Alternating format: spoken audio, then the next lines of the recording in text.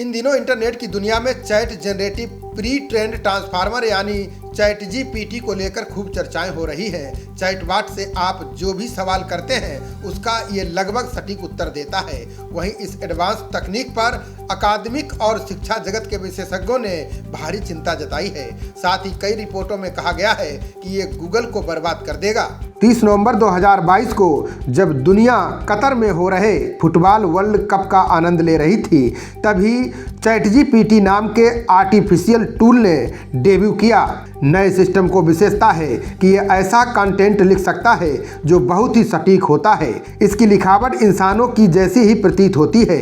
यह लोगों के कई तरह के सवालों का लिखित और लगभग सटीक जवाब दे सकता है। चैटबॉट आपकी निजी समस्या पर भी सलाह दे सकता है। इसके जरिए कंटेंट पैदा करने की भी संभावनाएं अपार हैं। उदाहरण के लिए ये आपको जटिल और लजीज रेसिपी समझा सकता है। इसी रेसिपी का नया वर्जन भी तुरंत क्रिएट कर सकता है।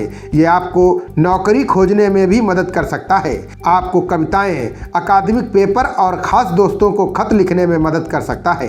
विषय बताने के कुछ ही पल में आपको लिखी हुई कविता मिलेगी। कविता के स्तर पर बहस हो सकती है, लेकिन लिखने की स्पीड पर नहीं। अब चैटबॉट को लेकर अकादमिक और शिक्षा जगत के विशेषज्ञों ने गहरी चिंता जताई है। कनाडा के ब्रोक विश्वविद्यालय के राजनीतिक शास्त्र के प्रोफेसर ब्रायन हगार्ड ने कहा कि हमें केवल इतनी चिंता नहीं कि चैट जीपीटी का उपयोग कर रहे धोखेबाज को कैसे पकड़ेंगे, बल्कि सबसे बड़ी चिंता है कि कोई चैट जीपीटी से ली जानकारियों को सच कैसे मान सकता है। प्रोफेसर ब्रायन का कहना है कि स्रोत बताए बिना लिखे हुए लेख और कविताएं समाज की नींव कहे जाने वाले अकादमिक जगत और शिक्षण संस्थानों को बर्बाद कर देंगे।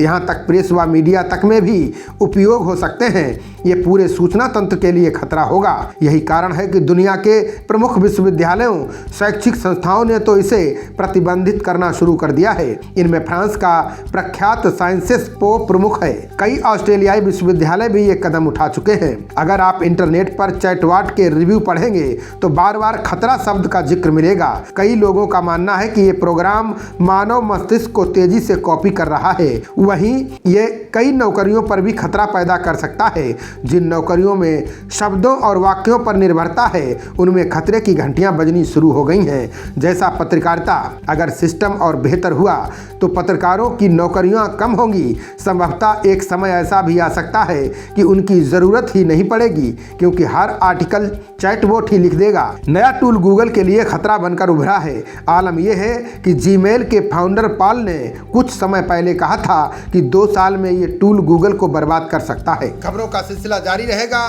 देखते रहिए जनप्रवाद। नमस्कार।